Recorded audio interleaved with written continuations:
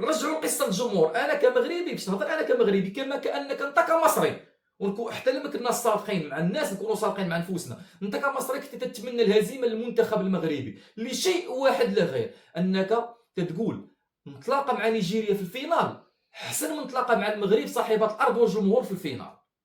نكونوا واضحين. وحنا كمغاربه شفنا السنغال، وكلي كنا كنتمناو نتلاقاو مع السنغال رغم انها قوى من مصر عشرات المرات، ماشي لسبب قوه المنتخب المصري. حنا اقسم بالله اكاد واجزم اننا كان تلاقينا مع المنتخب المصري في النهايه كانت غتكون نتيجه العاب اولمبيه، بحكم طريقه اللعب ديالكم والاداء ديالكم والمدرب ديالكم اللي فقير تكتيكيا كنا نربحوكم بسهوله. ولكن المنتخب ولا الجمهور المغربي بغى يتفادى ديربي. حنا عارفين الديربي، في الديربي بالضبط تيغيبوا التقنيات، تيغيب التكتيك، تيغيبوا تيحضر روح الديربي. وهذا الشيء علاش المغاربه شجعوا السنغال على مصر، لان لو كان اختارنا تقنيا ولا فنيا نختاروا مصر، ولكن حنا باش نختاروا نفسيا غادي نختاروا السنغال، حيت السنغال غتجي تلعب معنا الكره، مصر غتجي غتموت معنا في التيران وغتاكل معنا الكازو رغم الفقر ديالهم التقني والفني.